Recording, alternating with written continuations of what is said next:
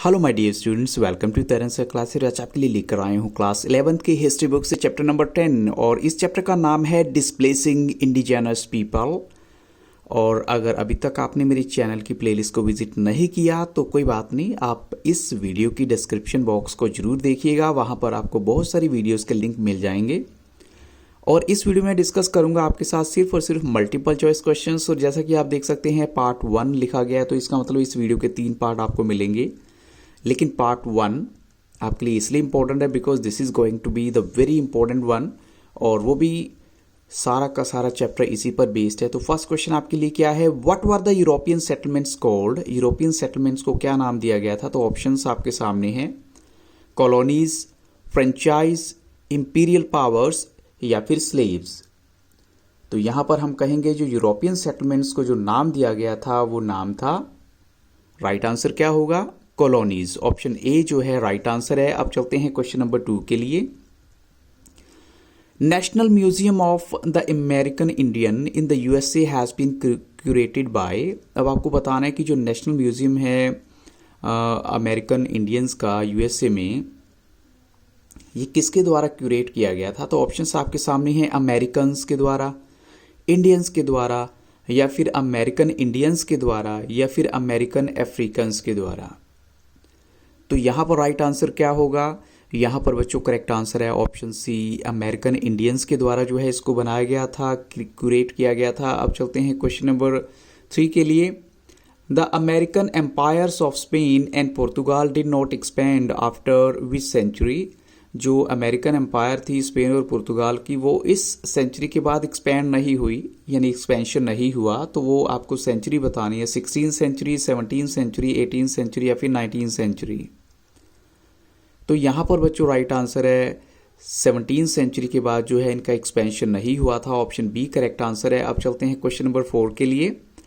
Ireland was virtually A colony of. Ireland जो है किसकी कॉलोनी थी? तो ऑप्शन आपके सामने हैं, स्पेन, फ्रांस, इंग्लैंड, हॉलैंड। तो हम कहेंगे बच्चों जो आयरलैंड वो वर्चुअली जो किसकी कॉलोनी थी, वो इंग्लैंड की कॉलोनी थी। ऑप्शन सी यहाँ पर राइट आंसर है। अब चलते हैं क्वेश्चन नंबर 5 के लिए। From the 18th century what became obvious that draw people to establish colonies? यानी अब क्या रीज़न था जिसकी वजह से जो लोगों को कॉलोनी डेवलप करने की ज़रूरत हुई? तो 18th सेंचुरी से ही हम देखेंगे कि ऐसा क्या रीज़न था। तो फर्स्ट ऑप्शन है, to prospect to show power, the prospect to expand area, the prospect of profit, या फिर द रीज़न ऑफ जेलसी। कि या उनको जो है अपनी पावर दिखानी थी, या एरिया जो है अपना दिखाना था, एक्सपैंड हुआ, या फिर प्रॉफिट के चलते उन्होंने ऐसा किया, या फिर जेलसी की वजह से ऐसा किया। तो बच्चों यहाँ पर जो सबसे बड़ा रीज़न है कॉलोनी को डेवलप करने का, सबसे बड़ा रीज़न था वो था the prospect of profit. Option C जो है यहाँ राइट आंसर है। अब चलते हैं क्वेश्चन 6 के लिए। In south Asia East India company was a. South Asia में हम कहें ईस्ट इंडिया कंपनी जो है वो क्या थी? एक्चुअल में पॉलिटिकल कंपनी थी, सोशल कंपनी थी, ट्रेडिंग कंपनी थी, या फिर रिलीजियस कंपनी थी? तो हम कहेंगे बच्चों जो साउथ एशिया में ईस्ट इंडिया कंपनी है वो एक ट्रेडिंग कंपनी थी। ऑप्शन सी यहाँ पर राइट आंसर है। अब चलते हैं क्वेश्चन 7 के लिए। Which statement is true about east India company regarding south Asia? इनमें से ईस्ट इंडिया कंपनी को लेकर जो साउथ एशिया में आए थे उनके बारे में क्या स्टेटमेंट सही है? तो ऑप्शन आपके सामने हैं, gain political power, defeated local rulers, enact their territories, या फिर कहें सभी ऑप्शंस ही करेक्ट हैं। तो बच्चों इस बात में कोई डाउट नहीं है कि जो ईस्ट इंडिया कंपनी वो एक ट्रेडिंग कंपनी बन के आई थी, लेकिन धीरे धीरे इन्होंने पॉलिटिकल पावर भी ले ली थी, वहाँ के लोकल रूलर्स को भी हरा दिया था, और साथ में उनकी टेरिटरी को भी जो है कंट्रोल कर लिया था। तो यहाँ जो है ऑप्शन डी जो है वो राइट है, सभी के सभी ऑप्शंस करेक्ट हैं। क्वेश्चन नंबर 8 है, which word is used for the Dutch in south Africa and the British in Ireland? अगर हम कहें कि डच के लिए साउथ अफ्रीका में और ब्रिटिश के लिए आयरलैंड में कौन सा वर्ड यूज किया गया है? तो ऑप्शन आपके सामने हैं, कॉलोनाइजर्स, सेटलर्स, रूलर्स, ओनर्स। तो यहाँ पर जो वर्ड्स उनके लिए वर्ड यूज किया गया है वो है सेटलर्स। ऑप्शन बी फिर से यहाँ राइट आंसर है। अब चलते हैं क्वेश्चन 9 के लिए। Which is the official language of these colonies, यानी इन सभी कॉलोनीज की, चाहे वो साउथ अफ्रीका में कहें या आयरलैंड में कहें, तो यहाँ पर ऑफिशियल लैंग्वेज क्या थी? तो ऑप्शन आपके सामने है इंग्लिश, डच, स्पेनिश या फिर फ्रेंच। तो बच्चों यहाँ पर जो एग्जैक्ट आंसर है वो हम कहेंगे इंग्लिश लैंग्वेज थी, लेकिन सिर्फ कनाडा एक एक्सेप्शन केस था जहाँ पर फ्रेंच भी थी। तो यहाँ कनाडा का फिलहाल मैंने मेंशन नहीं किया, तो यहाँ राइट आंसर आपको इंग्लिश ही देना है। ऑप्शन ए राइट आंसर है। क्वेश्चन 10 देखिए, how much part of Canada is covered with forest, कितना परसेंट पार्ट जो है कनाडा का वो जंगलों से घिरा हुआ है? तो ऑप्शन आपके सामने है 40%, 50%, 35% या फिर 32%। तो यहाँ पर राइट आंसर क्या होगा? यहाँ पर करेक्ट आंसर है 40% जो है कनाडा का पार्ट जो है वो जंगल से घिरा हुआ था, फॉरेस्ट से घिरा हुआ था। अब चलते हैं क्वेश्चन नंबर 11 के लिए। Which is the biggest industry in Canada today, आज की डेट में कनाडा में सबसे बड़ी इंडस्ट्री कौन सी है? तो ऑप्शन आपके सामने है clothing, fishing, iron and steel या फिर वुड। तो हम कहेंगे जो कनाडा की सबसे बड़ी इंडस्ट्री है आज की डेट में वो है फिशिंग इंडस्ट्री। ऑप्शन बी यहाँ पर राइट आंसर है। अब चलते हैं क्वेश्चन नंबर 12 के लिए। How old is an arrow point, the oldest artifact found in America, कितना पुराना है जो एरो पॉइंट है जो कि अमेरिका में मिला है, एक आर्टिफैक्ट है? तो ऑप्शन आपके सामने है 10,000 years old, 11,000 years old, 12,000 years old या फिर 13,000 ईयर्स ओल्ड। तो यहाँ पर बच्चों राइट आंसर क्या है? यस ऑफ कोर्स यहाँ करेक्ट आंसर है ऑप्शन बी, 11,000 ईयर्स ओल्ड जो है वो पुराना है। क्वेश्चन 13 देखिए, why did the population start begin to increase 5,000 years ago, ऐसा क्या रीजन था कि पॉपुलेशन बढ़नी स्टार्ट हो गई थी 5,000 ईयर्स अगो?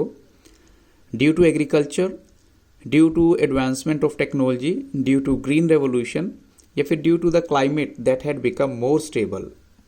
तो हम कहेंगे बच्चे जो सबसे बड़ा रीजन है वो था क्लाइमेट की वजह से। ऑप्शन डी जो है राइट आंसर है। क्लाइमेट चेंज हुआ, स्टेबल हुआ, थोड़ी स्टेबिलिटी आई क्लाइमेट में, तो पॉपुलेशन भी बढ़ना स्टार्ट हो गई थी। क्वेश्चन 14 देखिए, when did the earliest inhabitants of north America come from Asia, यानी जो अर्ली इनहेबिटेंट्स है ऐसा कब माना जाता है कि वो एशिया से यहाँ पर आए थे? तो ऑप्शन आपके सामने है over 30,000 years ago, 20,000 years ago, 15,000 years ago या फिर 12,000 ईयर्स अगो। इतने साल पुराने आए होंगे। तो आप देखिए कितनी पुरानी जो है वो एक सिविलाइजेशन रह सकती है, होगी। तो यहाँ पर राइट आंसर क्या है? ऑफ कोर्स यहाँ राइट आंसर है over 30,000 years ago. Option A is the correct answer. Question 15 देखिए, which statement is true about the native people of America, कौन सी स्टेटमेंट नेटिव पीपल के बारे में बिल्कुल सही है जो अमेरिका के रहने वाले हैं? They were skilled crafts people and wove beautiful textiles, या फिर कहें they could read the land and understand the climate, या फिर कहें they could understand different landscapes, या फिर कहें कि सभी के सभी ऑप्शन ही यहां पर राइट होने चाहिए। तो बच्चों यहां पर जो राइट आंसर है वो है ऑप्शन डी, जिसमें सभी के सभी ऑप्शंस करेक्ट हैं, क्योंकि ये सब बातें जो हैं उनके बारे में जो कही गई बिल्कुल परफेक्ट हैं। क्वेश्चन 16 देखिए, in the 17th century, the European traders who reached the north coast of North America were relieved to see, वो किस बात को देखकर थोड़ा सा रिलीव हुए थे कि जो नेटिव पीपल हैं वो फ्रेंडली थे, या द नेटिव पीपल जो है वेलकमिंग थे, या फिर कहें जो नेटिव पीपल हैं वो होस्टाइल थे, या फिर कहें बोथ ए एंड बी दोनों यहाँ पर करेक्ट होंगे। तो ऑब्वियसली अगर हम रिलीव वर्ड यूज़ करते हैं इसका मतलब थोड़ा सा उनको चैन की सांस मिली कि येस वो फ्रेंडली भी थे और वेलकमिंग भी थी। तो ऑप्शन ए और बी यहाँ राइट आंसर है, ऑप्शन डी करेक्ट है यहाँ। अब चलते हैं क्वेश्चन 17 के लिए, what is the Spanish get in south America in abundance, यानी स्पेनिश लोगों को साउथ अमेरिका में अबंडेंस में क्या चीज़ मिली? तो ऑप्शन आपके सामने है सिल्वर, गोल्ड, मेटल या फिर स्पाइसेस। तो बच्चों यहाँ पर जो राइट आंसर है वो क्या होना चाहिए? येस ऑफ कोर्स यहाँ राइट आंसर है ऑप्शन बी, गोल्ड इनको जो है बहुत ज़्यादा मिला वहाँ पर। लेकिन ये नॉर्थ अमेरिका के बिल्कुल अपोजिट था, क्योंकि वहाँ पर तो जो है फिशिंग या फिर फर का ही जो है काम था ज़्यादा। अब चलते हैं क्वेश्चन नंबर 18 के लिए, ऑप्शन बी यहाँ राइट है। क्वेश्चन 18 है, what is the Europeans get in North America to trade. अब यहाँ पर अगर आपने इस क्वेश्चन को ध्यान से सुना तो आपको आंसर भी मिल चुका होगा, फिश, फर्स, गोल्ड या फिर बोथ ए एंड बी। तो हम कहेंगे नॉर्थ अमेरिका में इनको ट्रेड के लिए जो चीज़ मिली वो थी ऑप्शन डी यानी फिश भी उसमें आ जाएगी और फर्स भी उसमें आ जाएंगी। अब चलते हैं क्वेश्चन नंबर 19 के लिए। Further south along dash river the French found that the natives held regular gatherings to exchange handicrafts unique to a tribe or food item not available in other regions. अब आपको बताना है कि किस river की बात यहाँ की गई है, Nile river, Mississippi river, Olga river या फिर स्वेज कनाल। तो बच्चों यहाँ पर हम कहेंगे जो बात की गई है वो है मिसिसिपी रिवर की, ऑप्शन बी यहाँ राइट आंसर है। क्वेश्चन 20 देखिए, which was the item that the natives were not aware of. कौन सी ऐसी आइटम है जिसके बारे में नेटिव्स अवेयर नहीं थे? गन, ब्लैंकेट्स, आयरन वेसल्स या फिर alcohol.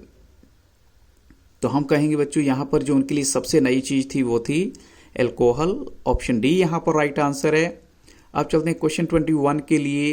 In the 18th century, लेकिन आपको बच्चों ये बता दें कि जो यूरोपियंस हैं वो अल्कोहल इसलिए स्पेशल वहाँ लेकर गए थे कि उन लोगों को एडिक्टेड किया जाए, और इनफैक्ट वो लोग एडिक्टेड हो भी गए थे, आदी हो भी गए थे अल्कोहल के।